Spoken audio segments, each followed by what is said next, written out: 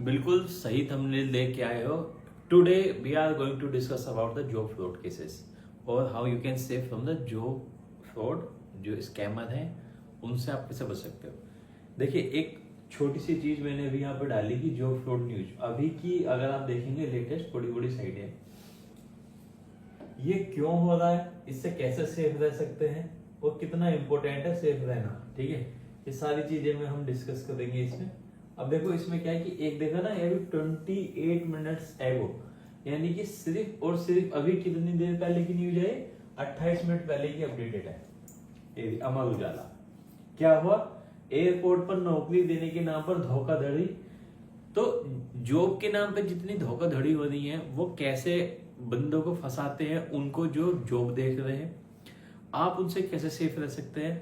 और यहीं तक नहीं, आपका अकाउंट भी वो हैक कर लेते हैं। पूरा मैं आपको प्रोसेस बताने की कोशिश करूंगा ताकि जो बंदे जॉब देख रहे हैं उससे फ्रॉड के शिकार ना हो। देखो, भारत में सबसे ज्यादा बेरोजगारी है, यहाँ पे मेजोरिटी ऑफ यंग जनरेशन है, मगर इतनी एम्प्लॉयमेंट नहीं है, इतनी जॉब नहीं है।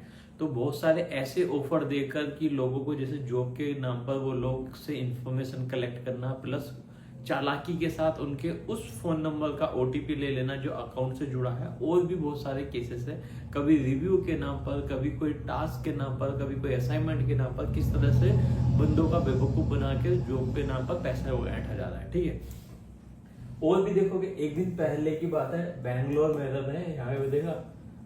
ठीक, और ये मैं पढ़ नहीं पाऊंगा क्योंकि ये लैंग्वेज दूसरी है, मगर ये पढ़ सकते हैं, Bangalore crime job fraud case. ठीक, अब ये भैया का पता नहीं ये कैसे हैं, कौन है ये, है ना जो है। ओके, अब आगे चलते हैं, दूसरा बताते हैं इससे। अगर हमने आगे देखना है तो पहले मैं इसको हटा देता हूं। तो बेसिकली जो ऑब्जेक्टिव है, ऐसी पूरी न्यूज आप देखोगे पूरे दिन सुबह से शाम तक ऐसी बहुत सारी न्यूज बनी हुई रहेंगी। तो कहने का पर्पज ये है कि अगर या तो आप भी जॉब फ्रॉड के शिकार हुए हो या फिर आप भी जॉब सर्च कर रहे हो, तो आप किस तरह से फंस सकते हो या किस तरह से सेफ रह सकते हो, तो उनके मैं मेथड बताऊंगा आपको। इसको मैं JF कर देता हूं, जिससे जॉब फ्रॉड के केस है। अब देखो, जो फ्रॉड करा रहे हैं उसके ना कुछ ही लोगों को वो जैसे टारगेट करते हैं, वैसे कौन कौन है सबसे पहले समझने की जरूरत है। सबसे पहले वो है जो वर्किंग वुमेन थी पर किसी वजह से बेबी हुआ या किसी वजह से वो भी काम नहीं कर रही, या वो देखती है वर्क फ्रॉम होम जॉब मिल जाए। ज्यादातर यही लोग हैं वर्क फ्रॉम होम वाले या हाइब्रिड मोड वाले। वो देखते हैं कि घर से काम मिल जाएगा, मैं बेबी की भी केयर कर लूंगी। क्योंकि देखो, माँ बनने का प्रोसेस एक लेंथी और टाइम टेकन प्रोसेस है। पहले तो वो 6-8-9 महीने अपना वैसे ही रहेंगे केयर में, उसके बाद भी बच्चा छोटा होता है तो लगभग उनको जब तक 4-5 साल का नहीं होता तो आप मान के चलिए कि वो इस कंडीशन में नहीं होती कि छोटे बेबी को छोड़ के जॉब पे जा सके। तो जो प्रोसेस है, आप मान के चलो 5 साल के लिए अगर कोई पढ़ी लिखी औरत जो है, एजुकेटेड पर्सन है, तो वो अगर कहीं अपने किसी प्रोफेशनल लाइफ में थी, अगर उस किसी वजह से नहीं कर पाती तो उनके पास एक ऑप्शन बनता है वर्क फ्रॉम मिल जाए या कोई स्टार्टअप। अगर उन्हें अपनी ही लाइन में रहना तो स्टार्टअप के लिए देखते हैं। सेकेंड सबसे ज्यादा मिडिल क्लास, मिडिल लेवल वाले या सीनियर मिडिल लेवल वाले।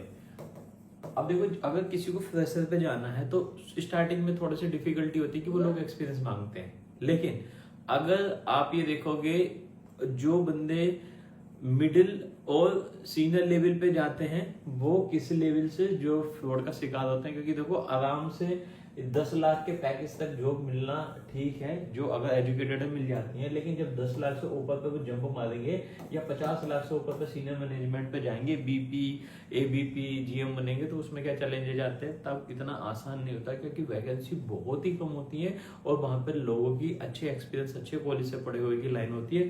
तो उस नाम पर आपको जो होता है ना, आप लोग जो जितनी जॉब की साइड है उन पर अप्लाई करते हो, वहीं पे आपकी एक्टिवनेस देखकर साइबर क्राइम जो फ्रॉड करते हैं वो वहां से आपको कॉल करते हैं।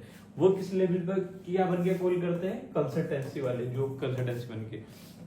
कई बार वो पेड होती हैं कि आप हमें इतना पेड दो, या फिर हमारा पैकेज है 15,000 या 20,000 या 25,000 का साल का, हम आपको इतने इतने इंटरव्यू कराएंगे, ये कराएंगे। आपने पे किया, गए, फ्रॉड हो गया।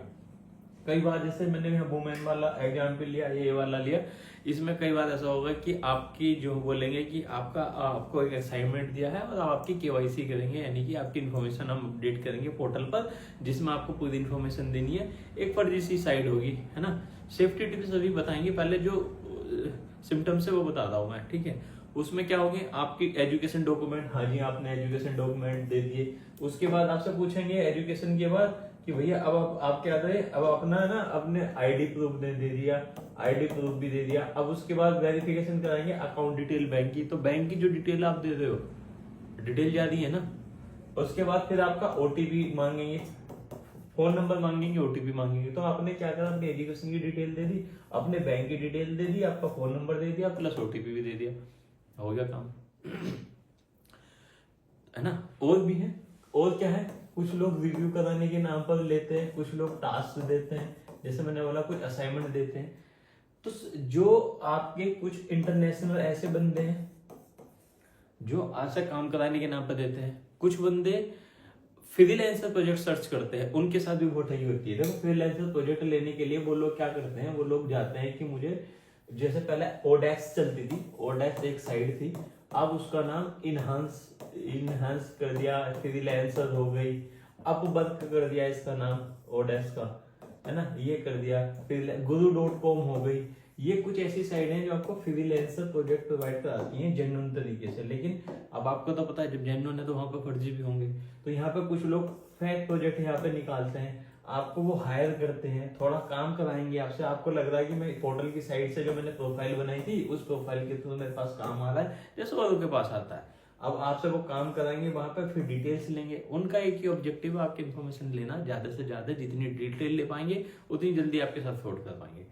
तो कुछ चीजें हैं, आपको इनसे सेफ रहना है, ठीक है। सेफ्टी टिप्स के लिए मैं वापस से एक ही चीज बताना चाहूंगा, जहां पे आपको ओटीपी का खेल हो रहा है या आपके बैंक से जुड़ी जानकारी ली जा रही है, किसी भी नाम पे ली जा रही है, बस कल्टी मान लो आप, सेफ रहना है। तो यहीं से आपसे बचने का सिर्फ एक ही मेथड है, बैंक से जुड़ी जानकारी और ये ओटीपी वाला जो मैंने अभी कुछ दिन पहले भी बताया था। ओटीपी लेने के बहुत सारे मेथड्स लोग यूज करते हैं। कोरियर सर्विस वाली की मैंने आपको दी थी इन्फॉर्मेशन, लोन वाले की दी थी, यहाँ पे आपका ये डिटेल्स बताया जा रहा है। अच्छा, वो जो आप जो केवाईसी के नाम पे आपके डॉक्यूमेंट सब ले रहे थे, कई बार ऐसा भी होता है कि आपसे जो डॉक्यूमेंट ले लिए केवाईसी के नाम पर और अगले बंदे को पता चला 3 महीने बाद कि तेरे नाम पे तो लोन चल रहा है, वो जो डॉक्यूमेंट और ओटीपी सब लगा के उसमें लोन लेके वो लोग लोन ले गए 3-4-5 लाख का। अब बैंक वाले आपको ढूंढ रहे हैं, क्योंकि एक्चुअल में देखा जाए तो बैंक ने लोन दिया आपको, वो भी गलत नहीं है, और आपके डॉक्यूमेंट लगे हुए हैं। और जो तीसरे बंदे बीच में जो आपके नाम से उन्होंने वो एक और अकाउंट ओपन कराया, उसमें बैंक लोन वालों से पैसा लिया, वो अकाउंट से निकाल के, क्योंकि उसका एक्सेस उनके पास था, गायब हो गए। अब बैंक के पास तो सारी डिटेल इस वाले बंदे की है, तो बैंक तो आपको करेगा ना अप्रोच। तो ये सारी चीजों से बचने के लिए रेगुलर कभी कभी अपडेट रहो। जितनी सिक्योर साइड है वहीं पे आप अप्लाई कीजिए। कोई आपसे ओटीपी पर्सनल डिटेल पूछता है, मत कीजिए, मत दीजिए। ऐसी कोई जॉब ऐसा है नहीं कि आपसे आपके बैंक की डिटेल या ओटीपी मांग के आपको जॉब दे, ठीक है। आपकी स्किल्स को पूछ के जॉब देंगे, वो आपकी बैंक की डिटेल को देख कर नहीं। जहां आपको लगता है कि ये कुछ गलत हो रहा है, आप उस काम को मत कीजिए। यही सेफ रहने की टिप्स है। बाकी एक लेटेस्ट फ्रॉड हो रहा है, मैं कोशिश करूंगा जल्दी उसकी बना दूं, प्लस उस पर काम कर रहे हैं। बिल्कुल यूनिक मेथड है, बिल्कुल आपको पता चलेगा। और ऐसी चीजें चाहिए आपको तो आप इसको सब्सक्राइब कर सकते हैं। Thanks for watching this video.